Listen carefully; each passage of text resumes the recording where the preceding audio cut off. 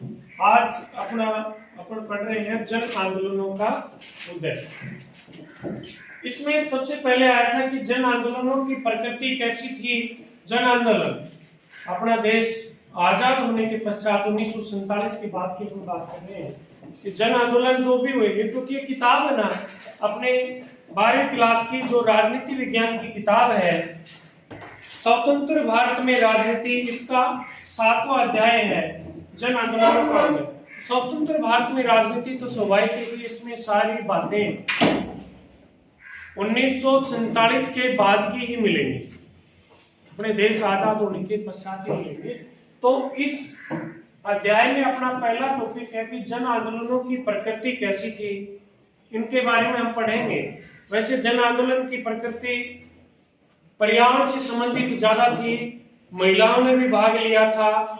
इसके संबंध में ही, प्रकृति के संबंध में ही हम पढ़ते चलेंगे। सबसे पहले आया था अपना चिपको आंदोलन। क्या आया था इसी के अंदर?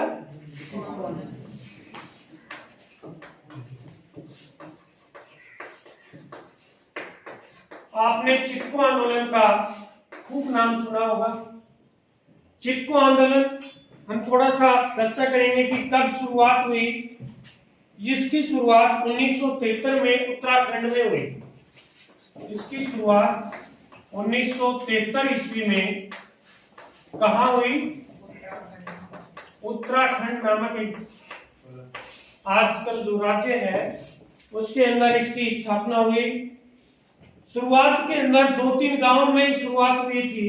बाद में धीरे धीरे, क्योंकि कोई भी जब आंदोलन होता है तो एक सीमित संख्या में शुरू होता है शुरुआत में, फिर बाद में बड़ा वो विशाल रूप लेता जाता है। शुरुआत में 2-3 गांवों से इसकी शुरुआत हुई थी, लेकिन बाद में बढ़ते गए। इसमें कि उन गांवों में क्या हुआ, ये आंदोलन किससे संबंधित था? जंगल में पेड़ों की कटाई के लिए सरकार ने क्या दे दिया था? ठेका दे दिया था उत्तराखंड में। पेड़ों की कटाई के लिए ठेका दे दिया था कि पेड़ काट लिए जाए। तो उसके संबंध में पहले 2-3 गांवों में विरोध किया, फिर धीरे धीरे विरोध ज्यादा बढ़ गया। और ठेका भी किनको दिया? यानी वहां के निवासी नहीं, बाहरी व्यक्तियों को, बाहरी व्यक्तियों को ठेका दिया गया। यानी जो उत्तराखंड के आसपास के जो गांव थे जहां लकड़ी, जंगल में लकड़ी काटने का ठेका दिया, वो वहां के लोगों को नहीं दिया। जैसे कि आपके कड़ाकनी गांव में कोई काम दे दिया जाए और वो किसी दूसरे राज्यों के या दूसरे जिलों के या दूसरी तहसीलों के व्यक्ति को काम दे दिया जाए तो लोकल स्थानीय लोग उसका विरोध करते हैं। ठीक इसी तरह इन्होंने, स्थानीय लोगों ने विरोध किया कि इन्होंने कहा कि जल जंगल जमीन, इन लोगों ने कहा कि जल जंगल और जमीन, इनके ऊपर किनका अधिकार होना चाहिए? स्थानीय लोगों का।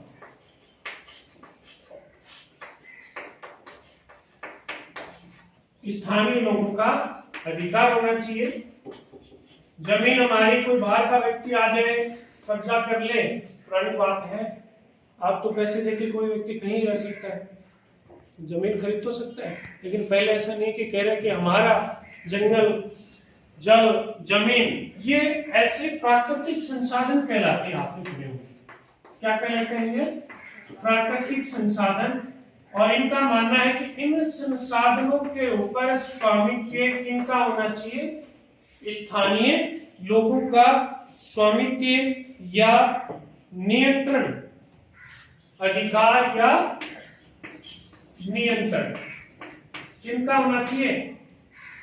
ये आंदोलन जो कर रहे थे, चिपको आंदोलन, इन्होंने कहा था कि इनके ऊपर नियंत्रण सरकार का न होके या किसी बाहरी व्यक्ति का न होके, इन्होंने कहा था कि सरकार है, सरकार जो भी लघु उद्योग है, सरकार क्या करे? आंदोलन आंदोलनकारियों का कि सरकार लघु उद्योगों को सस्ता माल दे, जो छोटे छोटे उद्योग हैं उनको सस्ता माल दे। उन्होंने क्या किया कि ठेका बड़े व्यक्तियों को दे दिया था और इन्होंने कहा कि जो भी पारिस्थितिक संतुलन होगा, यानी जो भी वन काटे जाएंगे उनसे जो भी नुकसान होगा, लोग वहां से बेघर भी होंगे, बहुत सारे व्यक्ति जाएंगे, पारिस्थितिक संतुलन भी बिगड़ेगा। ऐसे लोग जो लकड़ी काटने या वनों के अंदर ही निर्भर थे, उन लोगों का जो नुकसान होगा वो भी किसको करना चाहिए? सरकार को करना चाहिए। ऐसे लोग जो भूमिहीन है, जिनके पास जमीन नहीं है, क्या नहीं है? जमीन नहीं है, केवल वनों के ऊपर ही निर्भर रहते हैं, जंगलों में सूखी लकड़ी लाते हैं या अन्य कोई भी कार्य करते हैं, उनका क्या होगा जब सारी लकड़ियां कट जाएंगी। इसलिए यहाँ के लोगों ने क्या किया था?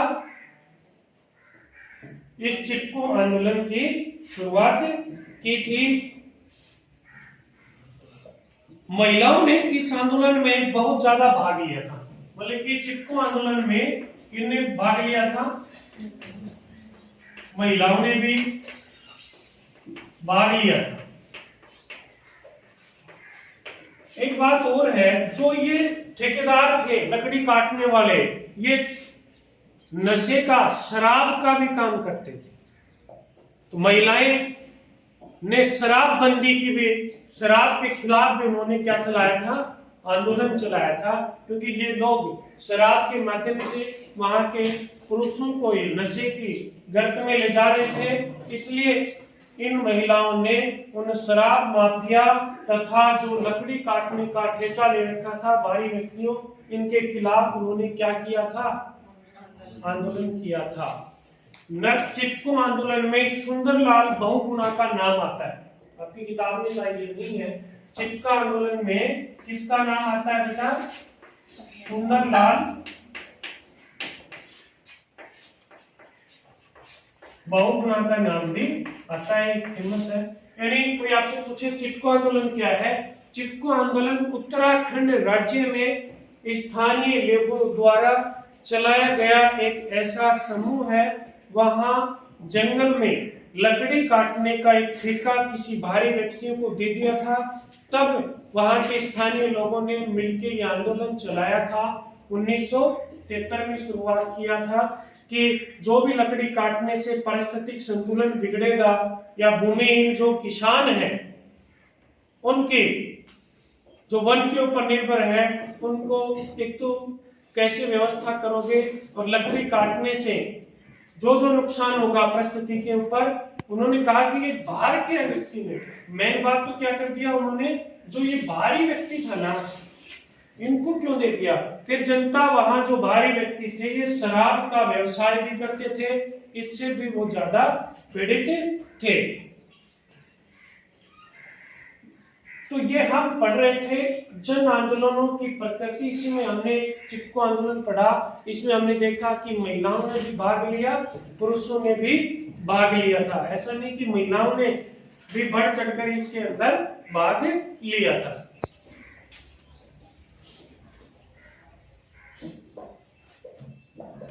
दल आधारित आंदोलन, हम देख रहे हैं कि लंबे समय तक बिना किसी पार्टी के आंदोलन नहीं चल पाते, व्यवस्थित नहीं हो पाते। इसलिए आंदोलनों की प्रकृति क्या होती गई? दल आधारित आंदोलन। यानी बहुत सारे आंदोलन सामाजिक आंदोलन भी थे। कैसे आंदोलन थे? सामाजिक आंदोलन, यानी समाज के अंदर लोग इकट्ठे होकर क्या कर रहे थे? आंदोलन कर रहे थे। सामाजिक आंदोलन जैसे जाति प्रथा विरोधी आंदोलन। कैसा आंदोलन? जाति प्रथा विरोधी आंदोलन। ये कैसा आंदोलन था बेटा? दल आधार नहीं था ये। जाति प्रथा कैसा था? सामाजिक आंदोलन। समाज के अंदर आंदोलन हुआ था। जो जाति प्रथा सुधार हेतु एक किसान सभा आंदोलन,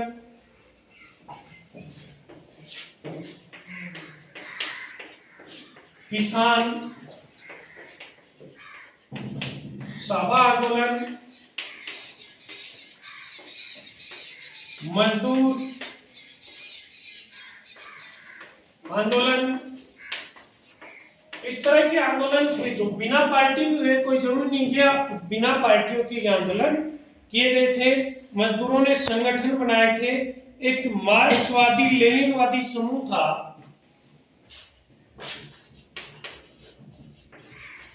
मार्क्सवादी लेनिनवादी समूह था। इसको बेटा किस नाम से जाना जाता है? नक्सलवाद। ये है ना, ये आप थोड़ा सा ध्यान से देखिए।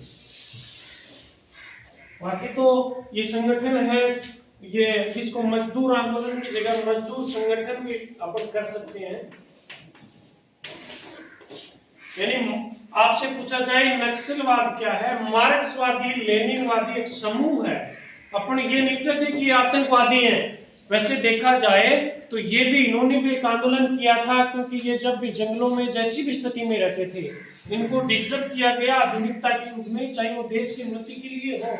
लेकिन उनमें ये व्यक्ति क्या हुए? डिस्टर्ब हुए, प्रभावित हुए। तो इन्होंने एक आंदोलन चलाया था। मार्क्सवादी लेनिनवादी समूह था, जिसका नाम क्या था बेटा? याद रखना, मार्क्सवादी लेनिनवादी जो समूह था उसका क्या नाम था? नक्सलवाद था।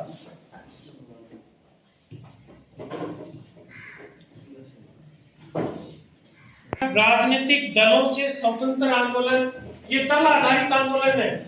ये दल आधारित आंदोलन यानी ये आंदोलन पार्टियों की सहायता से किए गए थे। ये जो आंदोलन है, सामाजिक आंदोलन, जाति प्रथा विरोधी आंदोलन, किसान सभा आंदोलन, मजदूर संगठन, मार्क्सवादी लेनिनवादी समूह, ये नक्सलवाद, ये सारे आंदोलन किससे प्रभावित थे बेटा? दल आधारित थे। कोई न कोई पार्टी इनको क्या कर रही थी? समर्थन दे रही थी। अब हम पढ़ेंगे राजनीतिक दलों से स्वतंत्र आंदोलन। राजनीतिक दलों से स्वतंत्र आंदोलन।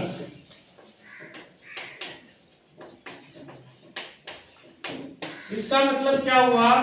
यानी ऐसे आंदोलन जो राजनीतिक दलों से कोई संपर्क नहीं था, बिना राजनीतिक दलों ही जिन्होंने आंदोलन किया, उनके बारे में हम थोड़ी सी चर्चा करेंगे कि 70 और 80 के दशक में समाज में कई तबकों में राजनीतिक दलों के आचार व्यवहार से मोह भंग हो गया। यानी 70 और 80 का दशक में जो राजनीतिक उठापटक हुई, गैर कांग्रेस के जो लोग आए, सरकारें बनाई, लेकिन वो टिक नहीं पाए ज्यादा दिन तक, क्योंकि आंदोलन होते हैं सरकार के खिलाफ, मांग मनवाने के लिए। लेकिन आंदोलनों में कांग्रेस की प्रभुत्व वाली सरकार थी, हम पहले पढ़ चुके हैं कई बार। कांग्रेस की सरकार थी तो उनका विरोध गैर कांग्रेसी करेंगे, और गैर कांग्रेस पार्टियां अस्तित्व में नहीं रही, ज्यादा दिन तक उनका कोई वर्चस्व नहीं रहा। तो लोगों ने क्या कहा कि इन पार्टियों की बजाय हम स्वतंत्र रूप से ही अपने आंदोलन चलाएंगे। देश में आजादी के बाद नियोजित विकास का मॉडल अपनाया था। देश ने विकास का कौन सा मॉडल अपनाया था? नियोजित, शायद हम पढ़ चुके हमारे पहले वाले पाठ में, नियोजित विकास का मॉडल। कौन सा मॉडल अपनाया गया था? नियोजित विकास का मॉडल, यानी प्लानिंग, पंचवर्षीय योजना आयोग जो भी बने थे, ये बनाया था। और इसके दो लक्ष्य थे कि आर्थिक समृद्धि। इनके कितने लक्ष्य थे? दो। एक थे, पहला था आर्थिक समृद्धि हो सबकी, पूरे देश की अर्थव्यवस्था क्या है बेटा, सुधार आए। दूसरी है आय का समतापूर्ण बंटवारा हो, आय का समतापूर्ण क्या हो, बंटवारा। यानी नियोजित विकास के मॉडल के कितने लक्ष्य, पहली बात तो अपने देश में विकास का कौन सा मॉडल अपनाया गया था, नियोजित प्लानिंग, जो योजना आयोग बनाया गया था। और उसको अपनाने के कितने उद्देश्य थे, दो। एक तो आर्थिक विकास हो, आर्थिक समृद्धि हो अपने देश की, दूसरी थी कि आय का समतापूर्ण बंटवारा। ऐसा नहीं हो कि एक ही व्यक्ति बोरी भरकर रुपया डले रहे बेचारा बंधु। ऐसे कोशिश है सरकार की, कल्याणकारी योजनाएं भी चल रही हैं जिनके माध्यम से विकास किया जाए। इसी में एक अन्य टॉपिक है हमारा स्वयंसेवी संगठन।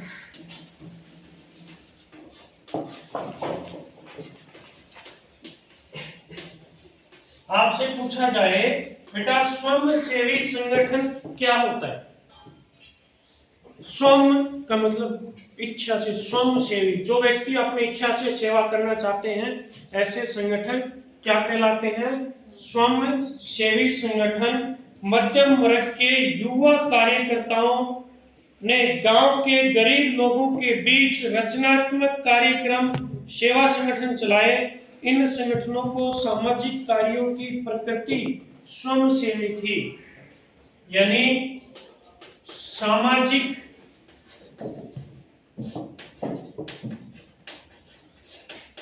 कार्यों की प्रकृति कैसी थी बेटा, स्वयंसेवी। यानी मध्यम वर्ग के जो युवा लोग हैं वो इस तरह के जो गरीब व्यक्तियों के बीच में कैसे कार्य चलाए बेटा, रचनात्मक। और उन संगठनों की प्रकृति, सामाजिक कार्यों की प्रकृति भी कैसी होनी चाहिए, स्वयंसेवी। यानी मध्यम वर्ग के युवा लोग, जवान लोग इस तरह का गरीब व्यक्तियों के मध्य रचनात्मक कार्य चलाने चाहिए। सामाजिक कार्यों की प्रकृति स्वयंसेवी होने के कारण ऐसे संगठनों को स्वयंसेवी संगठन कहते हैं। बात आ जाए स्वयंसेवी संगठन किसको कहते हैं, मध्यम वर्ग के युवा लोग, मध्यम वर्ग के युवा लोगों का क्या बताइए, संगठन, जो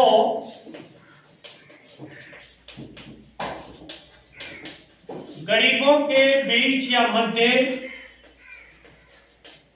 कैसा कार्य करे, रचनात्मक कार्य करें, कोई अच्छा कार्य करें, तो ऐसे संगठनों को क्या कहते हैं, स्वयंसेवी संगठन। स्वयंसेवी संगठन के अंदर मध्यम वर्ग के, मैं तो गरीब मैं पैसे वाले के युवा लोग होते हैं, और ये युवा लोग गरीबों के बीच कैसा कार्य करते हैं, रचनात्मक कार्य करते हैं, और इनके सामाजिक कार्य करते हैं, समाज की भलाई का कार्य करते हैं, और इनकी प्रकृति स्वयंसेवी होती है। इच्छा से लोग इनके अंदर क्या करते हैं, कार्य करते हैं। इसलिए ऐसे संगठनों को हम कैसा संगठन कहते हैं, स्वयंसेवी।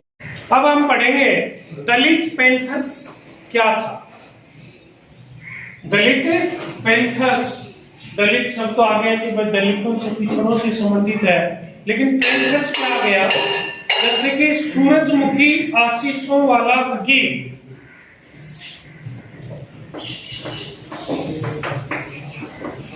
सूरजमुखी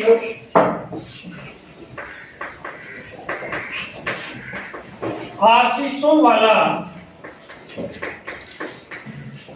फकीर किसको कहा गया है, यानी सूरजमुखी आशीषों वाला एक फकीर है। दलितों के लिए ये स्टेटमेंट की लाइन लिखी गई थी। ये फकीर था डॉक्टर भीमराव अम्बेडकर।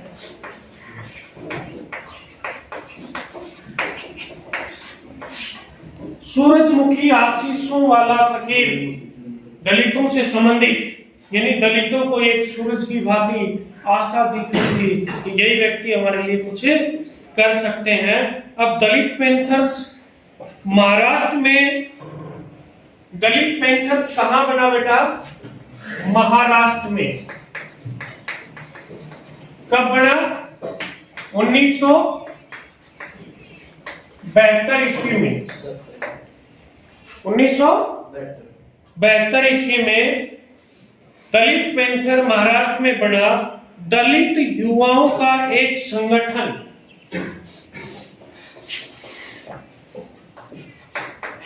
दलित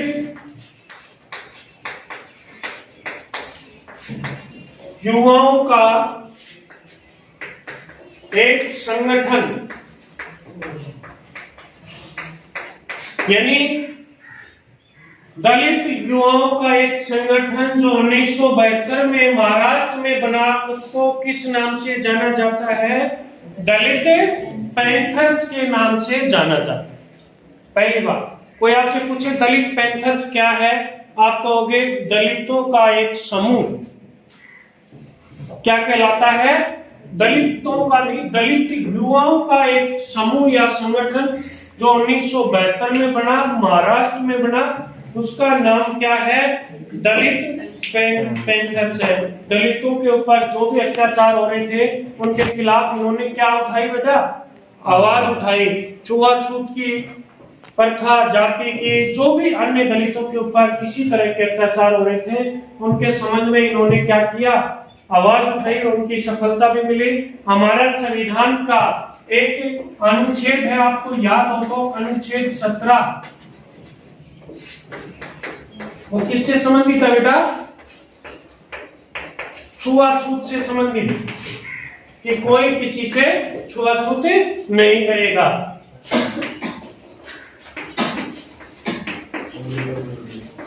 अनुच्छेद 17 है, संविधान में ऐसी व्यवस्था की गई है। उसके पश्चात भी लोगों के ऊपर इस तरह का भेदभाव हो रहा था, तब ज्यादा से ज्यादा इन्होंने, इनका उद्देश्य था, दलित पैंथर्स का उद्देश्य क्या था?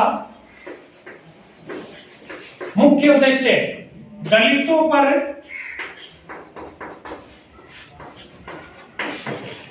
हो रहे, दलितों पर हो रहे अत्याचारों के विरुद्ध क्या कर रहे थे बेटा? ये आंदोलन चलाया था। इनको सफलता मिली भी, देश में धीरे धीरे इस बीमारी का भी हल निकलते जा रहा है। इनका मुख्य एजेंडा था जाति प्रथा को समाप्त करना। जाति प्रथा को समाप्त करना इनका क्या था बेटा? मुख्य एजेंडा था। किनका था? दलित और जो भूमिहीन किसान है, गरीब किसान, शहर के अंदर जो उद्योगों में मजदूर हैं और वंचित वर्गों को क्या करना है कि संगठन बनाना। यानी जो गरीब किसान है, शहर में औद्योगिक मजदूर, उनका भी वेतन कम होता है, शहर में उनका खर्चा नहीं चल पाता। गरीब, उन सब व्यक्तियों को मिला के एक क्या बनाना था? संगठन। किनका उद्देश्य था? जैसे कि गरीब, औद्योगिक मजदूर, गरीब औद्योगिक मजदूर, एक भूमिहीन,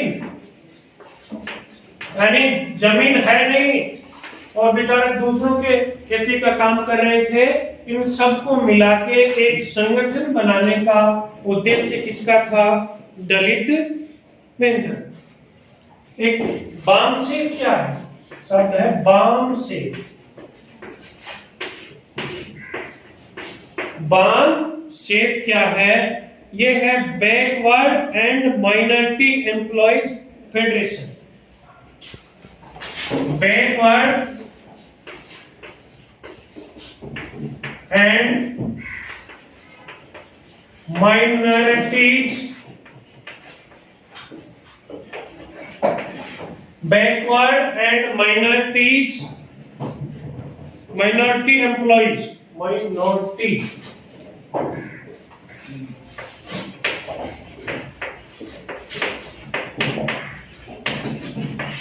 ये संगठन है कि जो बैकवर्ड है, माइनॉरिटी है, जिनकी संख्या कम है, उन एम्प्लॉइयों का संगठन, जिसको नाम क्या है, बामसेफ। एक शब्द अकेला आ जाएगा, बामसेफ क्या है, backward and minority employees federation, F आता है ना लास्ट में, फेडरेशन। यानी बामसेफ क्या है, backward and minority employees federation. Federation मतलब संगठन, संघ, यानी उन लोगों का संघ जो पिछड़े हुए हैं, इनकी संख्या कम है, और क्या है बेटा, एम्प्लॉई। ये किससे संबंधित है, उद्योगों में ज्यादा होते हैं।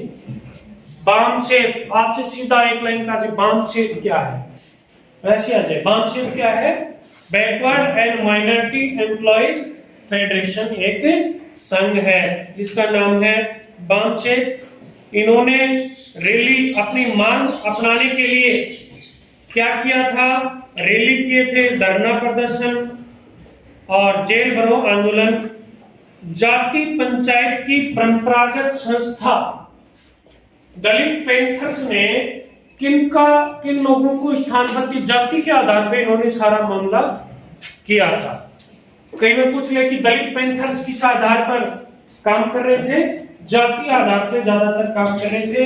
जाति आधार पर जो भी उत्पीड़न हो रहा था उन सबके लिए। तो ये बामसेफ भी दलित पैंथर के अंदर ही एक समूह है, यानी backward and minority employees federation एक संघ है, ठीक है। एक इसी तरह का संघ है रैयत संघ। इसी तरह का एक संघ है जिसका नाम है रैयत संघ। तो आप तो इतना याद रखो कि रैयत संघ किस राज्य में था, कर्नाटक में। ये याद रखना आपको, रैयत संघ किस राज्य में था, कर्नाटक में। किस राज्य में था, कर्नाटक में। अब हम पढ़ रहे हैं नेशनल फिश वर्कर्स फोरम है, ये फोरम संगठन, नेशनल फिश वर्कर्स फोरम।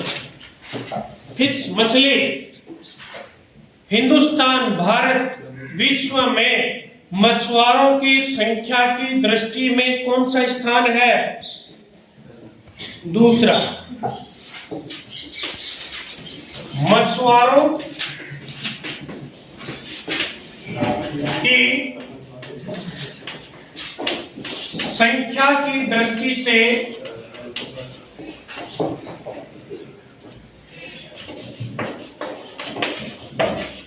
विश्व में भारत का दूसरा स्थान। यानी मछुआरों की जब संख्या की बात की जाए तो पूरे विश्व में दूसरा स्थान किसका है, भारत का। यानी इतने ज्यादा यहाँ मछुआरे हैं। बॉटम ट्राउलिंग प्रौद्योगिकी है, बॉटम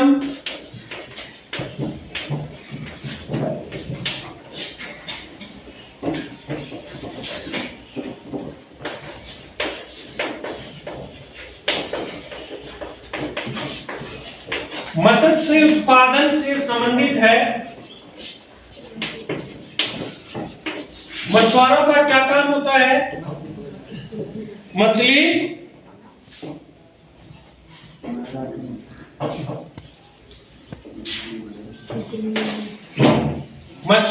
बॉटम ट्राउलिंग प्रौद्योगिकी एक ऐसी तकनीकी थी जिससे मशीनों से मछलियां निकाली जाने लगी। किससे, मशीनों के माध्यम से मछलियां सरकार निकालने लगी, तब मछुआरे बेचारे बेरोजगार हो गए, क्योंकि वो तो जालियों से डाल डाल के जाली डाली समुद्र में मछलियां निकाल ली। ऐसे उत्पादन जब मशीनों से आने लगे, उनके पास बेचारों के पास मशीन नहीं थी, इसलिए उन्होंने एक यूनियन बनाई, नेशनल फिश वर्कर फोरम बनाए। ये विशेषकर उन राज्यों में जहाँ समुद्र के आसपास है। जो मत्स्य आखेट है,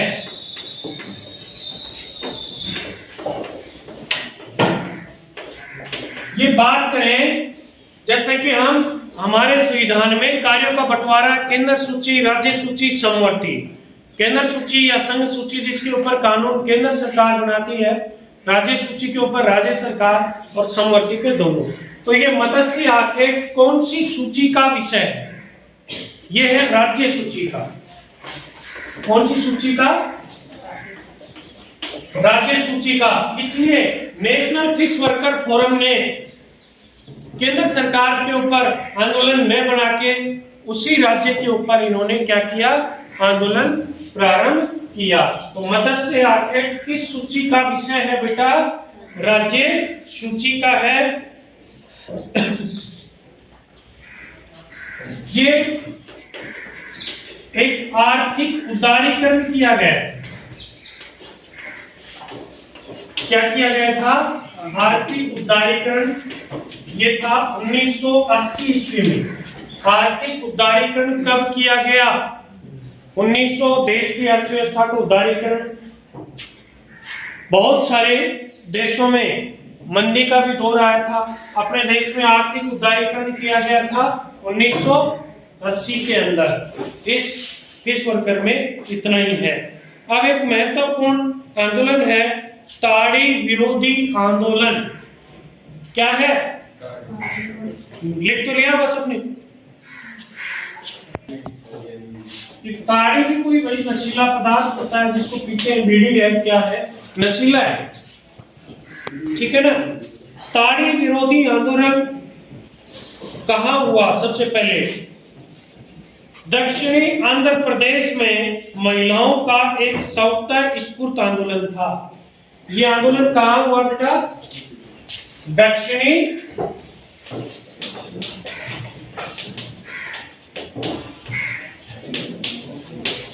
आंध्र प्रदेश। और किन्होंने चलाया? महिलाओं की इसमें महत्वपूर्ण भूमिका थी। ताड़ी विरोधी आंदोलन में महिलाओं की ज्यादा भूमिका थी, क्योंकि उस समय ताड़ी के साथ साथ शराब की बिक्री भी ये लोग करते थे। ये 1992 में शुरुआत की थी इसकी। एक तो शराब और दूसरी ताड़ी। ये दोनों नशीले होते हैं। इनकी नशे करने से नशा करते हैं इसमें, तो वहां पुरुष ज्यादा नशा करते थे, घरेलू हिंसा बढ़ रही थी, महिलाओं के ऊपर परेशान किया जा रहा था। तब महिलाओं ने मिलके इस ताड़ी आंदोलन की शुरुआत की थी। यानी जो शराब माफिया है, जो ताड़ी बेचने वाले हैं, उनका क्या किया था? विरोध किया था। इसकी शुरुआत के बारे में बात करें तो आंध्र प्रदेश का एक नेल्लोर जिला, आंध्र प्रदेश का क्या बेटा? नेल्लोर जिला। नेल्लोर जिला की घटना है। और शुरुआत में नेल्लोर का भी एक गांव है, उसको भी आप पढ़ना चाहें तो पढ़ सकते हैं। दुब्बरगंटा।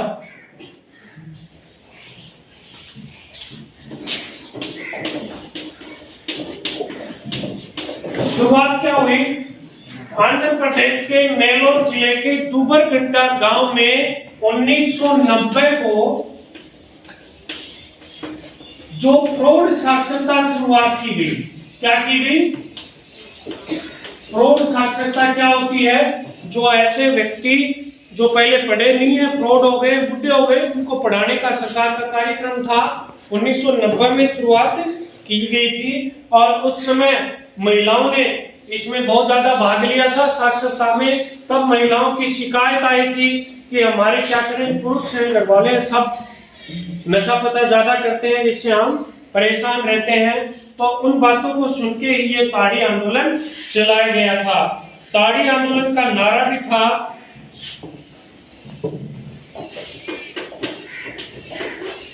ताड़ी आंदोलन का नारा क्या नारा था?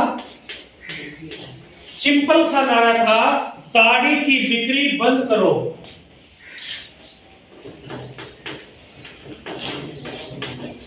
ताड़ी की बिक्री बंद करो। यानी ताड़ी आंदोलन का नारा क्या था? ताड़ी की बिक्री बंद करो, बंद करो, बंद। ठीक है ना, खूब नारे लगाए जाते हैं, ताड़ी की बिक्री बंद करो, बंद करो। महिलाओं ने बहुत ज्यादा आंदोलन चलाए क्योंकि महिलाएं साक्षर होने लगी। महिलाओं ने आंदोलनों में भाग भी खूब लिया। इस वजह से अब महिलाओं का आपने पढ़ा हो कि 73वां 74वां संविधान संशोधन में ये आंदोलन खत्म होने के पश्चात बात करना हो, 73वां और 74वां संविधान संशोधन द्वारा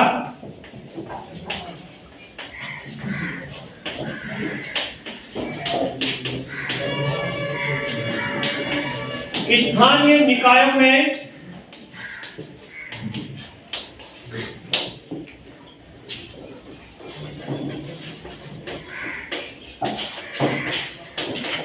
महिलाओं को कितना आरक्षण दिया गया? 1/3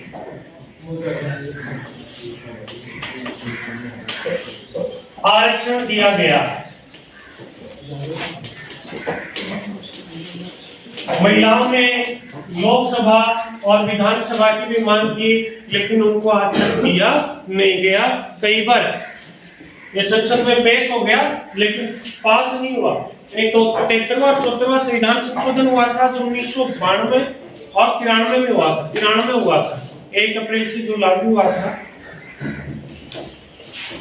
1 अप्रैल 73वां 74वां संविधान संशोधन स्थानीय निकायों में महिलाओं को कितना आरक्षण दिया गया था? 1/3।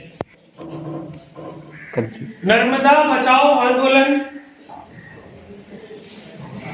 8वें दशक में 1980 के आसपास नर्मदा बचाओ आंदोलन कौन से दशक में हुआ? लगभग 8वें दशक में इस आंदोलन की शुरुआत हुई। नर्मदा नदी के ऊपर नर्मदा घाटी विकास परियोजना बनाई गई।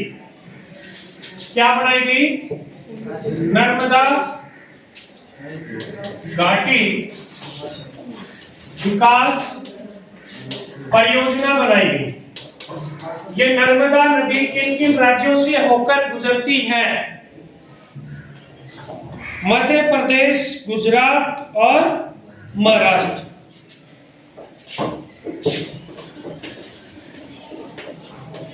मध्य प्रदेश, गुजरात और महाराष्ट्र, इन राज्यों से होकर गुजरती है कौन सी नदी? नर्मदा नदी। तो नर्मदा घाटी परियोजना बनाई गई कि इस नदी के ऊपर हम कुछ करें, और कुछ नहीं, बहुत कुछ करने की बात थी कि बड़े बांध बनाएंगे इनके ऊपर 30। कितने बड़े बांध बनाएंगे? 30 तो हम बड़े बांध बनाएंगे। फिर मझले बांध बनाएंगे हम 135। मझोले बांध कौन से हैं? 135, 30, 135 और छोटे बांध भी बनाएंगे इनके ऊपर। मझोले होते हैं नए छोटे और नए बड़े बीच के, जैसे गणित में मंझला कोष्ठक होता है ठीक उसी तरह से, और 300 छोटे बांध बनाएंगे। नर्मदा घाटी परियोजना थी कि जो नर्मदा नदी गुजरात, मध्य प्रदेश और महाराष्ट्र राज्यों से गुजरती है, उसके ऊपर 30 तो हम बड़े बांध बनाएंगे, 135 बीच के बांध बनाएंगे और 300 क्या बनाएंगे? देखो छोटे बड़े का तो याद रह जाएगा, 30 300 ठीक है, और ये कितने आएंगे? 135। अब क्या हुआ, गुजरात में इसमें 2 बांध बनाने थे शुरुआत में, अभी तो 30 तो बनेंगे। शुरुआत में गुजरात में सरदार सरोवर बांध, इसी योजना के तहत गुजरात में सरदार सरोवर बांध बनाना था, और एक दूसरा बांध मध्य प्रदेश में नर्मदा सागर बांध, दोनों याद रखना। मध्य प्रदेश में नर्मदा सागर बांध, गुजरात में कौन सा बांध बनेगा बेटा? सरदार सरोवर बांध। और नर्मदा सागर बांध कहां बनाया जाएगा? यह उस समय की बात है, तब गुजरात के अंदर यह आंदोलन हुआ, नर्मदा बचाओ, और इस आंदोलन से जुड़ी हुई है मेघा पाटेकर।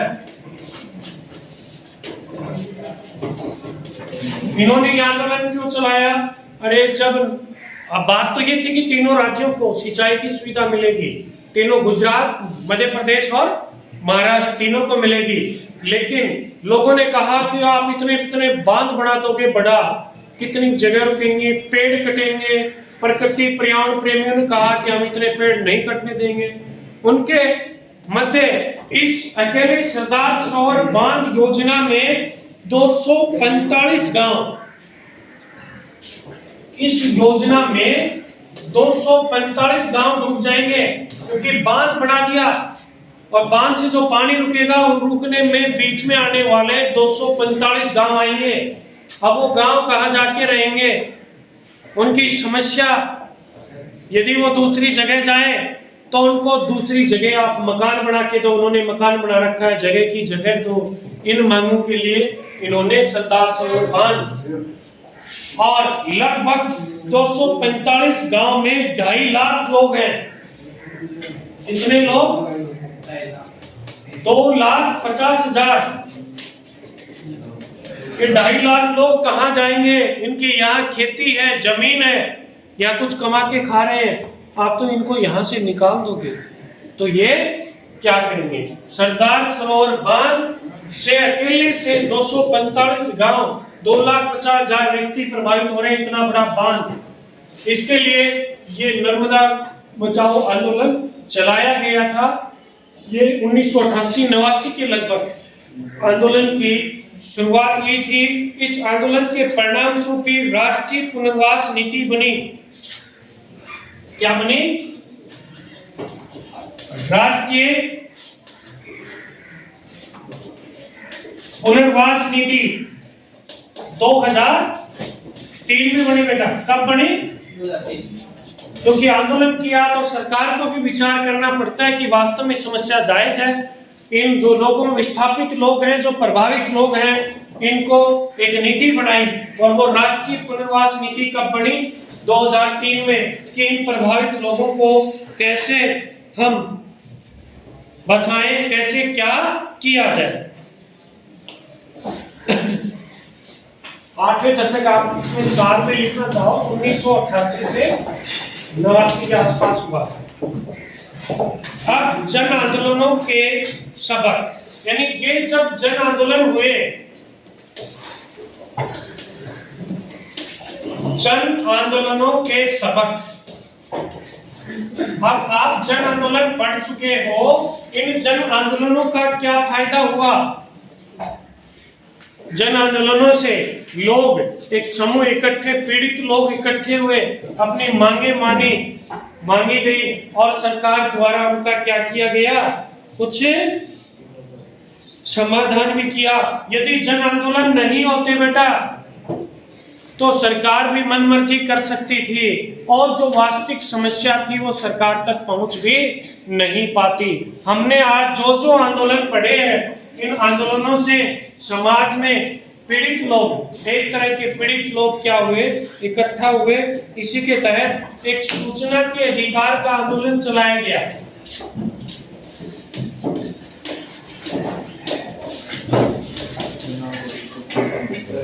आपको गर्व होना चाहिए, बढ़ते रहेंगे। सूचना का अधिकार आंदोलन, ये अधिनियम कब पास हुआ बेटा? 2005। सूचना का अधिनियम कब लागू हुआ? 2005 में। आपको एक खुशी होनी चाहिए कि अपने इसकी शुरुआत कहाँ हुई? राजस्थान के एक भीम तहसील है, 1990 में ही, 1990 ईस्वी में ही इसकी शुरुआत हो गई थी। इसकी शुरुआत कब हुई थी? 1990 के अंतर्गत की गई थी और इसका नेतृत्व किया था मजदूर किसान संगठन। मजदूर किसान शक्ति संगठन, शॉर्ट में कहें MKSS। सूचना का अधिकार अधिनियम कब लागू हुआ? 2005 में। नेतृत्व किसने शुरुआत इसकी? 1990 में। नेतृत्व क्या? मजदूर किसान शक्ति संगठन। इन्होंने क्या कहा कि राजस्थान में एक पिछड़ी जिला भीम तहसील है, जिला क्या है? तहसील। राजसमंद जिले में है ये, वर्तमान में किस जिले में है? यहाँ पे अकाल राहत का कार्य चल रहा था। क्या चल रहा था? अकाल राहत का कार्य। तो वहां के लोगों ने आंदोलन किया कि आपको कितने पैसे दिए जा रहे हैं हमारे लिए और आप हमें कितने दे रहे हो वो बताओ, हमें बिल वाउचर दिखाओ। जैसे कि आप काम करने जाएं किसी भी जगह तो हर व्यक्ति पूछ सकता है, आज तो पूछ सकते हैं, उस समय नहीं था, इसलिए उन्होंने पंचायती राज में ये संशोधन किया था कि हम जैसे जैसे इन नियमों में संशोधन करेंगे, जो भी सूचना मांगी जाए वो सूचना दी जानी चाहिए। तो हमें इस बात की खुशी होनी चाहिए कि ये सूचना का अधिकार आंदोलन है, ये राजस्थान में शुरू हुआ, भीम तहसील में हुआ।